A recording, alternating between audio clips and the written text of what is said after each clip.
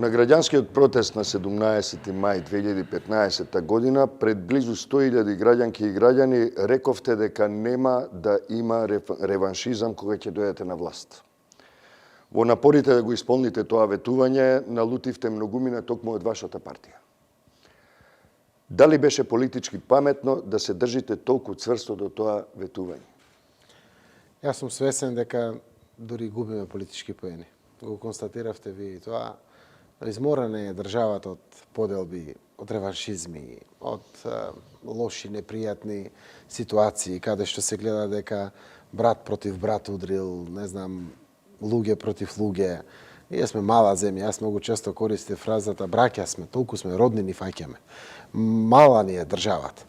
И верувам ако успееме да се надминеме во сите тие наши поделености, треба да ги има, ворете да бидеме различни со се, но не треба тоа да роди гнев, не треба да роди реваншизам, освета или слично, затоа што ако се надминеме, верувам дека ќе бидеме многу од помош на државата.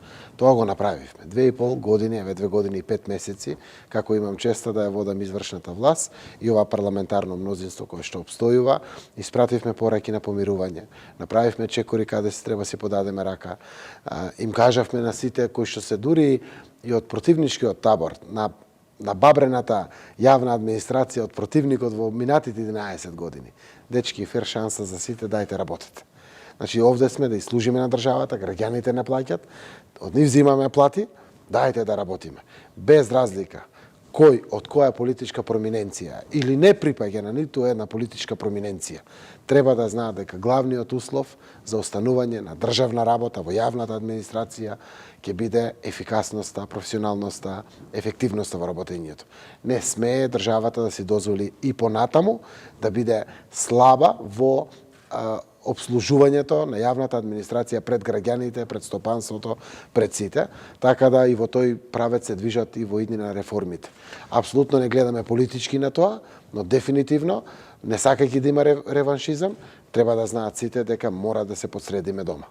Но вие сте свесни дека тоа исто така ви носи негативни поени, затоа што во администрацијата, која е обемна, навистина е гломазна, често пати е неефикасна, често пати е многу скапа за да се одржува.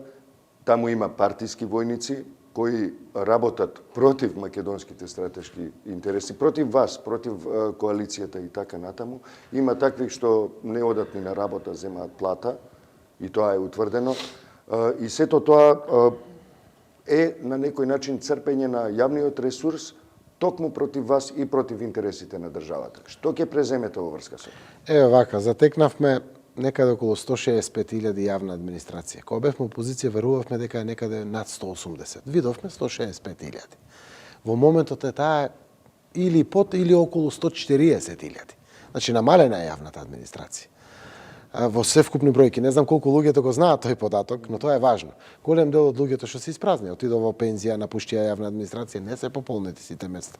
Односно таму каде што не треба, се пополнува таму каде што треба.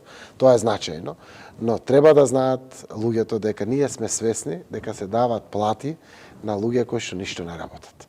И тоа мора да се промени, тоа не смее така да остане. Ама избори иделе, нека идат избори. Манчевски ме прашуваше. Председателе, како продолжува? Да си тераш до крај агендата со реформите во јавната администрација. Тие треба да бидат правични, транспарентни, сите да знаат, го правиме заедно со коморите, со синдикатите, со сите, заради тоа што дефинитивно државата ќе подаде рама овде, ќе понуди пари за преквалификација, за доквалификација и слично, за сите оние кои што ќе видат иднина во приватниот сектор. Свесен сум дека сите тие милиони и милиарди денари кои што одат на администрацијата и како председател на влада и ние како влада може да ги искористиме за многу поблагопријатни мерки кои што ќе донесат дури и гласови. Но не го правиме тоа заради тоа што сакаме да бидеме честно поставени. Треба да знаат сите дека реформите мора да се случат во сите области, па и во јавната администрација. Гледате дека разговараме за покачување на платите, ние немаме проблем, но секаде се врзани за реформите. Еве и за образованието, разговараме со СОНК. Но Министерството и СОНГ мора да ја направат реформата и нивелацијата, така да наречена, или методолошката интеграција во образованието. Да се знае кој е носител на дејност, тоа е учителот, наставникот, професорот, кои се стручните служби, тоа се педагозите, психолозите, дефектолозите, социолозите внатре и што е администрацијата. И ќе видиме дека имаме 5 хигиеничари во исто школа, за разлика од соодветното има само еден, не е во ред. Или не знам, имаме 250 деца со 70 наставници и 250 деца во друго училище со 25 наставници. Значи, ред и поредок мора да се стави, на секаде го земам како образование. Ке дадеме плата, но мора да се средат работите внатре. Тоа го направи труд и социјална политика, во детските градинки, во центрите за социјални работи, гледате, покрај 5% 16% зголемивме. Немаме проблеми во тој дел, но мора да се средат. Тоа што е вишоци, треба да знае дека треба да се заблагодариме. Тоа што е недостаток, да, ќе се вработи, немаме проблем во тој дел, но реформата мора да направиме. Реваншизмот не го сакаме, свесни сме дека ваквата политика не изгуби поени, но државата доби. Државата доби и се надевам дека во иднина. И политичките партии, и сите други. За жал, до сега тоа не го чувствувам, барем не од нашите опоненти, но се надевам, искрено се надевам, дека кога треба да застанеме за државата, ќе застанеме заедно, кога треба да се конфронтираме, треба да се конфронтираме, тоа на крајот ќе донесе квалитет, но она што е обврска на сите, треба да застанеме сите позади неа.